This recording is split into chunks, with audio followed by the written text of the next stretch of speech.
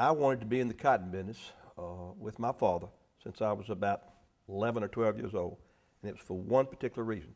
It was the friends that my father had on Front Street were the kind of people that I really adored and loved them and became close friends with them even though I was a child growing up. And I got my dream. I got to go to work with all those people and with my father.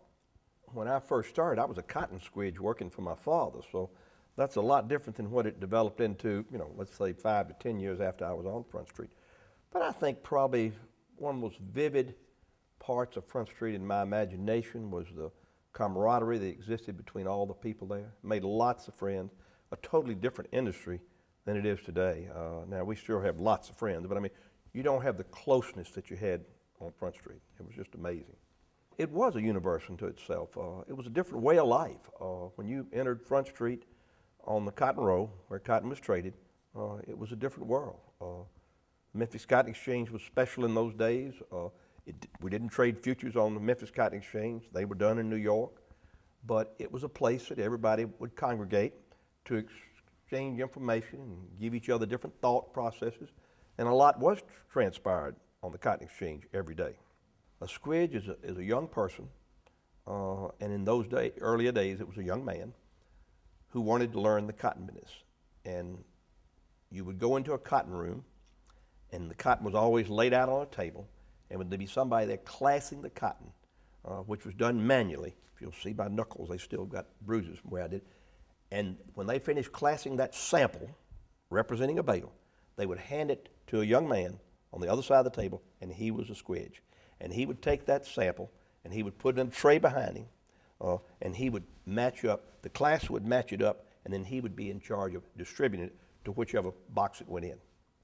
It was the lowliest form of a cotton man, but it was a fun time too. We handle about 4.5 million bales a year. So, but our sales will run about $1.5 billion a year. Yeah. We realized if we were going to grow, we had to grow internationally, not only in selling to other customers abroad, but we had to buy other cotton. We had to buy West African, Uzbekistan, Chinese. We used to buy lots of Chinese cotton.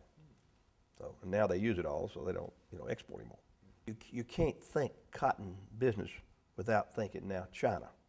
I mean, that's really it. I mean, the world trade they control in cotton is just tremendous. I think we used to consume 7 or 8 years ago in the United States 11 million bales of cotton. We're consuming now in the United States a little less than 6 million bales of cotton. China was consuming 15 million bales of cotton 15 years ago, and they're now consuming over 40 million bales of cotton. I mean, so you can't think cotton, whether it's cotton textile business, cotton marketing, cotton production, without thinking China. When you go back 30, 40, 50 years ago, cotton and Memphis were sort of synonymous with each other. Today, that's not a true statement, even though all the major headquartered merchants are right here in Memphis, Tennessee today.